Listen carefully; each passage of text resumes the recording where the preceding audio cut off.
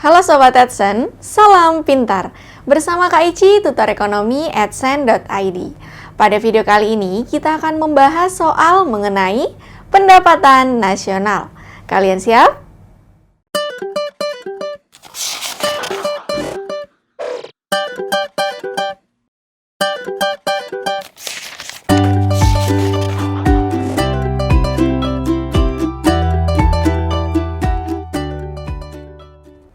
Baik, Sobat Adsen, kita akan membahas soal yang pertama. Data perekonomian suatu negara adalah sebagai berikut. Ini datanya dalam triliun ya. GNP 1.990 triliun rupiah, penyusutan 60 triliun rupiah, pajak langsung 20 triliun rupiah, pajak tidak langsung 5 triliun rupiah, pembayaran transfer 10 triliun rupiah, laba ditahan 8 triliun rupiah, serta asuransi sosial 40 triliun rupiah. Berdasarkan data di atas, maka besarnya pendapatan personal atau PI. Jadi PI ini singkatan dari personal income. Kalau bahasa Indonesianya pendapatan personal gitu ya. Negara tersebut yaitu A. 1.917 triliun rupiah, B. 1.857 triliun rupiah, C. 1.907 triliun rupiah, D. 1.867 triliun rupiah, serta yang E. 1.887 triliun rupiah. Oke, kita diminta untuk mencari berapa besarnya PI. Nah, jadi untuk mendapatkan besaran PI ini kita akan melalui beberapa tahap ya. Yang pertama kita menghitung NNP. Kenapa kita menghitung NNP terlebih dahulu? Karena telah diketahui GNP. Ya, jadi kalau kita tuliskan rangkaiannya, pertama kita tuh harus menghitung GDP dulu kan. Nah, setelah GDP baru GNP. Nah, setelah tahu GNP baru nanti NNP. Setelah tahu NNP nanti NNI. Nah, setelah itu PI baru DI. Nah, begini ya urutannya. Nah, karena di soal telah diketahui GNP, berarti kita langsung saja mencari tahu NNP, lalu NNI, lalu nanti berakhir di PI. Karena kita diminta untuk mencari berapa PI-nya. Gitu ya. Oke, jadi langkah pertama kita akan menghitung NNP. Ya. NNP. Seperti yang kita tahu, NNP singkatan dari Net National Product. Ya. Net National Product. NNP ini bisa kita dapatkan dari operasi GNP dikurangi dengan penyusutan. Oke ya. Nah, ini kalau dalam beberapa sumber ada yang menyebutkan penyusutan sama dengan depresiasi ya. Sama saja, sama juga dengan CCA. Ada juga yang menyebutkan CCA soalnya. Jadi, nama lain dari penyusutan adalah depresiasi dan CCA ya. Oke. Lalu kita hitung ya, sini NNP sama dengan GNP-nya berapa? 1.990 ya, dikurangi penyusutan. Penyusutannya adalah 60 ya. Nah, begini kan, berarti NNP adalah 1.930 triliun ya. Oke, ini dituliskan triliunnya di sini saja, dalam triliun rupiah, begini. Jadi ini adalah nilai net national product negara tersebut. Nah, kalau kita sudah mendapatkan NNP, barulah kita menghitung NNI ya. Apa sih NNI? NNI ini sama dengan NNP, cuma P-nya ya, produknya diganti dengan income ya. Jadi cara perhitungan NNI alias net national income itu dari NNP dikurangi dengan pajak tidak langsung. Pajak tidak langsung. Oke. Nah, sekarang tinggal kita masukkan saja datanya ya. NNP-nya ada berapa? 1.930 kan? 1.930. Dikurangi dengan pajak tidak langsung. Pajak tidak langsung ada 5 ya. 5 triliun, 5 begini. Sehingga hasilnya adalah 1.925. Ingat, di sini satuannya adalah triliun rupiah ya. Tapi saya sederhanakan, nggak menggunakan satuan. Oke, selanjutnya, setelah kita mengetahui NNI, maka kita berlanjut ke PI. Inilah yang akan kita cari ya, sesuai dengan yang di soal. PI, nah ini rumusnya adalah NNI, ini dikurangi dengan pajak perusahaan. Pajak perusahaan. Dikurangi dengan laba ditahan.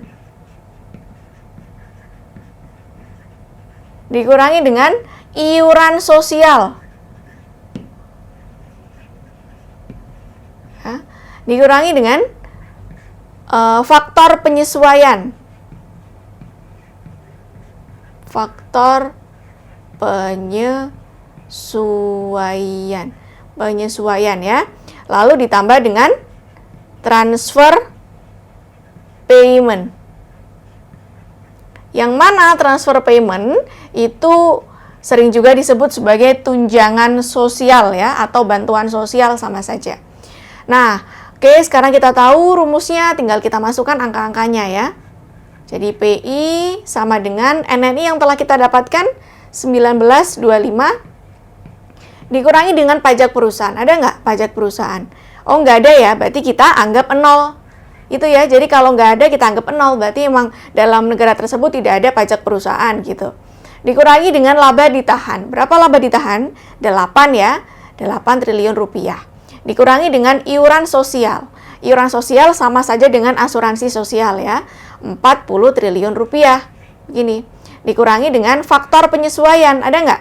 Faktor penyesuaian. Oh, nggak ada ya. Oke, kalau nggak ada berarti 0. Ditambah dengan transfer payment. Transfer payment itu sama dengan pembayaran transfer ya, 10 triliun rupiah. Jadi kalau misalkan di soal diketahuinya adalah tunjangan sosial sama saja dengan pembayaran transfer ya. Beda nih dengan asuransi sosial.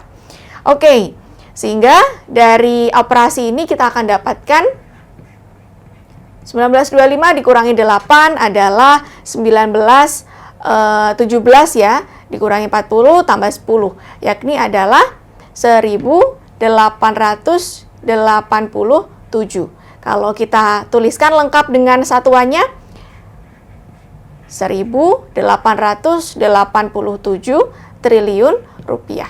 Oke, inilah jawaban dari soal tersebut yang menanyakan pendapatan personal dengan data GNP, penyusutan, pajak langsung, pajak tidak langsung, pembayaran transfer, laba ditahan, dan asuransi sosial. Kalau kita perhatikan pajak langsung kok nggak digunakan? Karena pajak langsung itu digunakan untuk menghitung DI ya, sedangkan kita hanya di stop sampai PI saja, DI-nya nggak usah. Jadi pajak langsung ini tidak kita gunakan dalam operasi ini. Oke, jadi kesimpulan untuk soal tersebut ya, yang berkaitan dengan besar pendapatan personal atau PI negara tersebut, yaitu yang E, 1887 triliun rupiah. Baik, Sobat Adsen, kita akan membahas soal selanjutnya.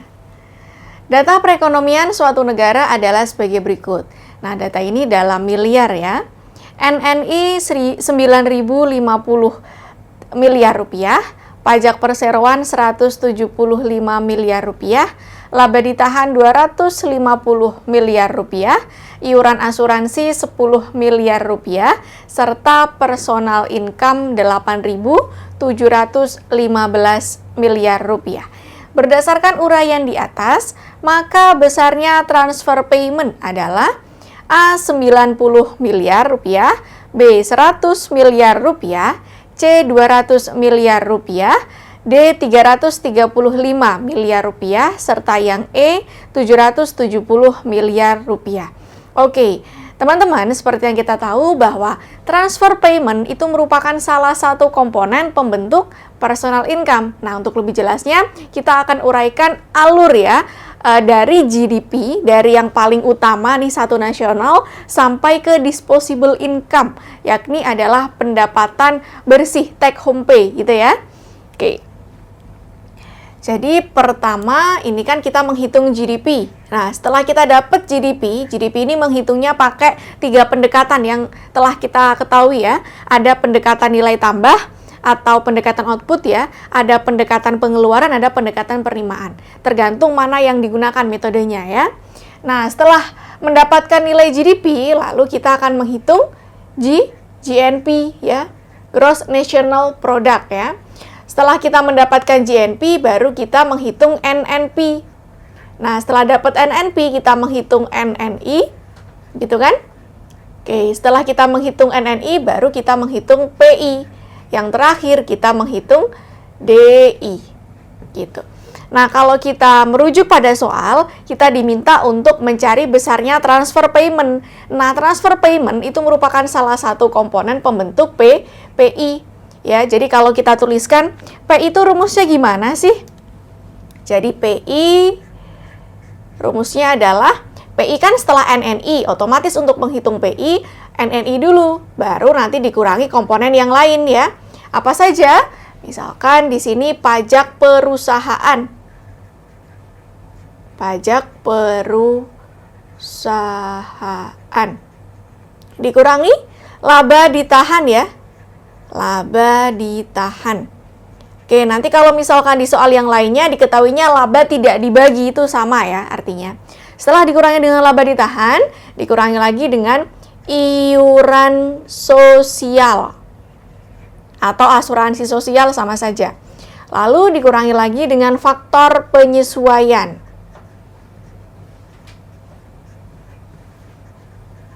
Faktor penyesuaian atau miscellaneous adjustment ya bahasa Inggrisnya.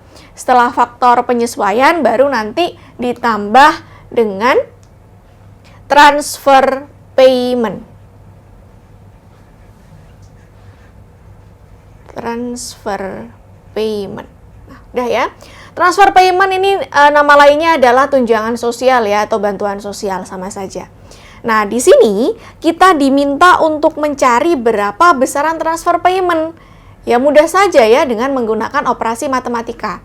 Kalau kita menginginkan berapa transfer payment, ya semua komponennya kita pindah ke sebelah kiri, ke ruas sebelah kiri ya. Sama saja kalau kita tuliskan seperti ini. Transfer payment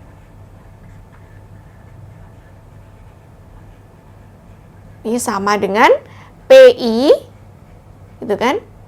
Dikurangi dengan NNI, gitu kan? Ditambah dengan pajak kan awalnya dia minus, kalau dia pindah ruas menjadi positif toh. Plus pajak perusahaan. Plus laba ditahan. Plus iuran sosial plus faktor penyesuaian.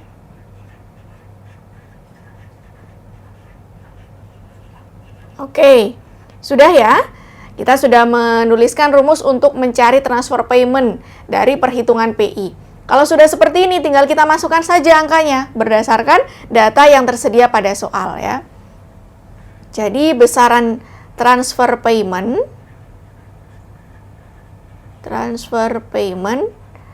adalah PI. Berapa PI? PI itu kan personal income ya atau pendapatan personal. 8.715. Oke, 8.715.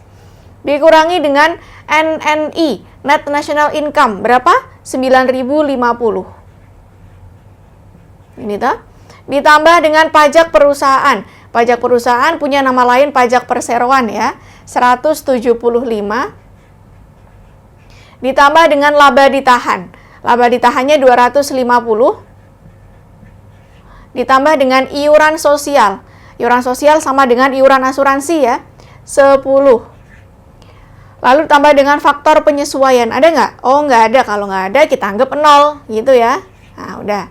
Sehingga melalui operasi sederhana matematik, kita bisa mendapatkan besaran transfer payment-nya adalah 8.715 dikurangi 9.050 plus 175 plus 250 plus 10. Jadi jawaban akhirnya untuk transfer payment adalah 100 ya. Kalau kita lengkapi dengan menggunakan satuan, jadinya 100 miliar rupiah ya.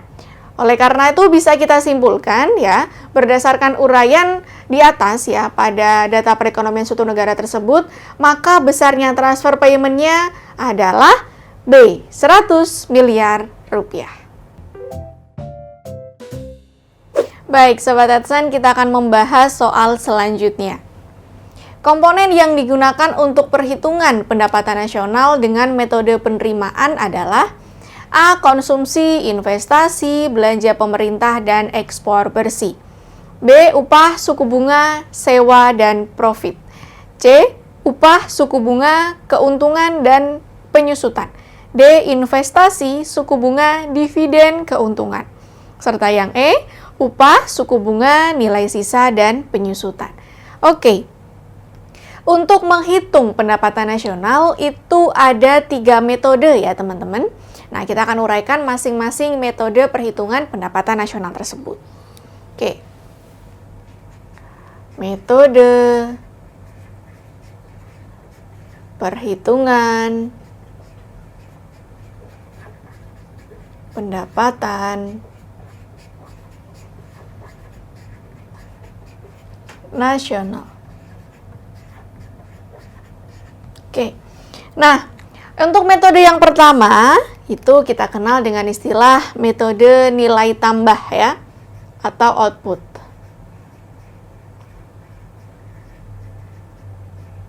Sesuai dengan namanya, untuk metode nilai tambah ini menghitung pendapatan nasional dari pertambahan nilai di setiap jenjang atau di setiap tahap produksinya ya.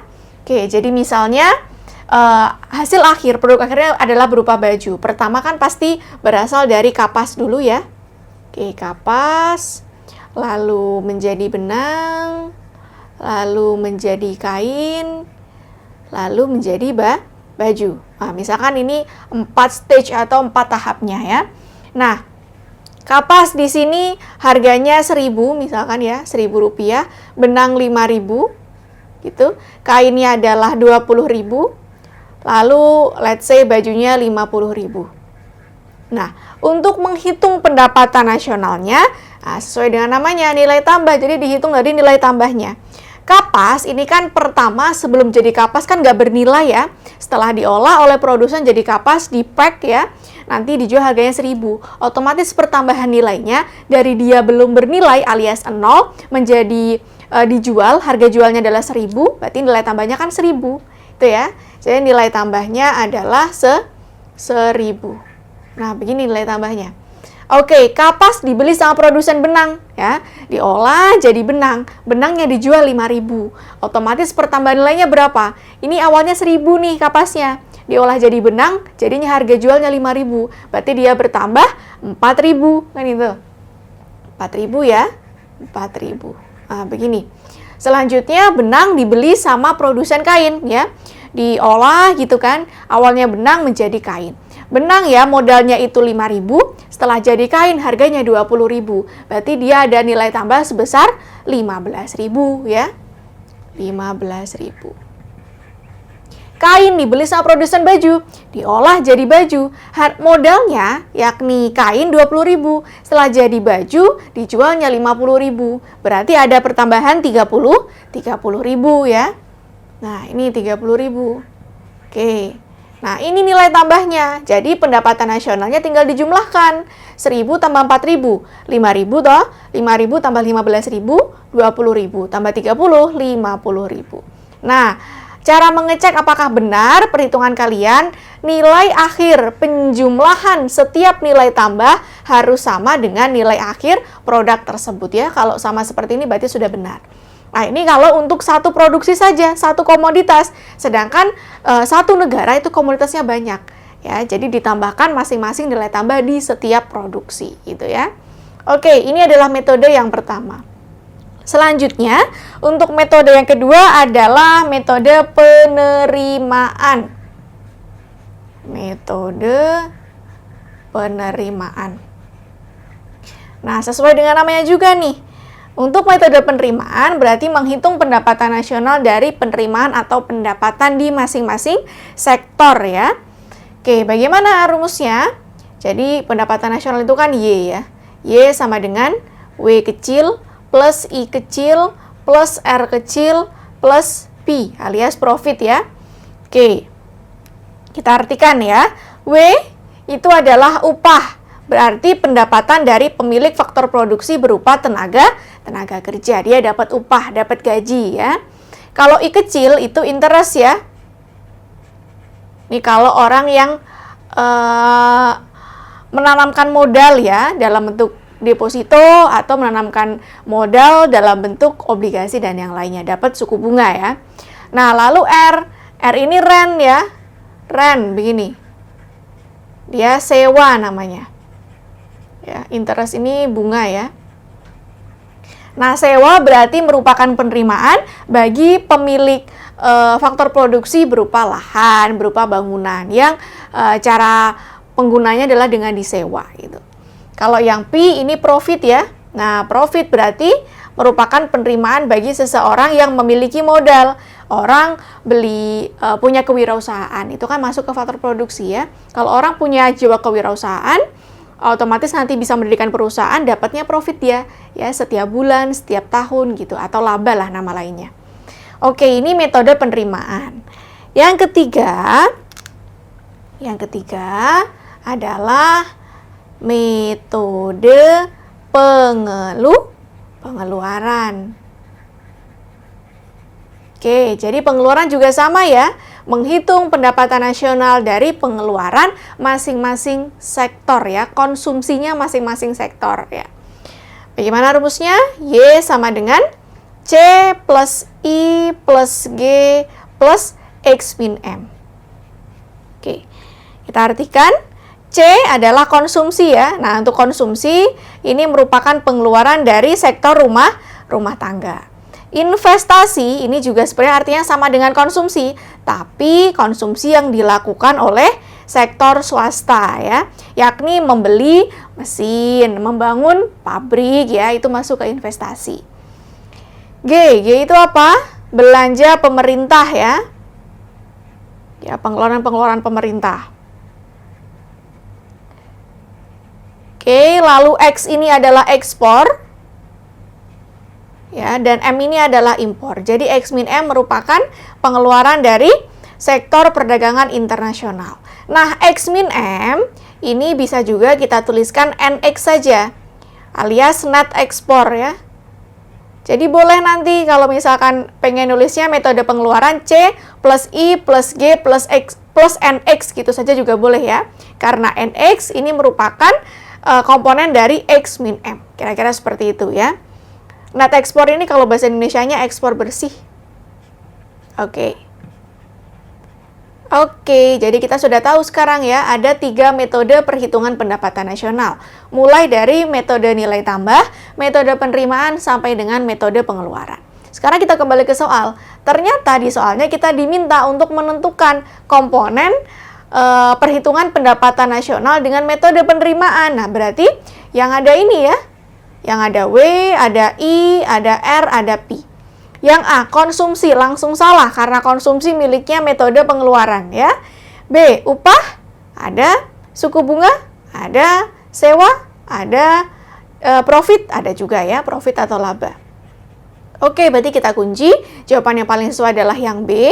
Yang C, upah, ada. Suku bunga, ada. Keuntungan, ada nih, profit ya. Dan penyusutan nggak ada ya. Depresiasi ini adalah untuk menghitung NNP, Net National Product, bukan merupakan metode untuk perhitungan pendapatan nasional ya. Oke, selanjutnya yang D, investasi. Nah, langsung salah karena dia ada di metode pengeluaran ya. Oke, yang E, upah, ada. Suku bunga, ada. Nilai sisa nggak ada toh? Oke, berarti yang E langsung salah ya. Jadi jawaban yang paling tepat berkaitan dengan metode penerimaan adalah yang B, upah, suku bunga, sewa, dan profit. Sobat Adsen, demikian pembahasan soal mengenai pendapatan nasional. Semoga mudah dipahami dan sampai jumpa pada video selanjutnya. Salam pintar. Sekian Sobat Edson untuk video pembelajaran hari ini. Sampai ketemu lagi di video belajar berikutnya. Jangan lupa aktifkan notifikasi untuk video terbaru kami ya. Sobat Edson juga bisa mengunjungi edson.id dan temukan ribuan video pembelajaran. Sampai jumpa Sobat Edson, salam pintar!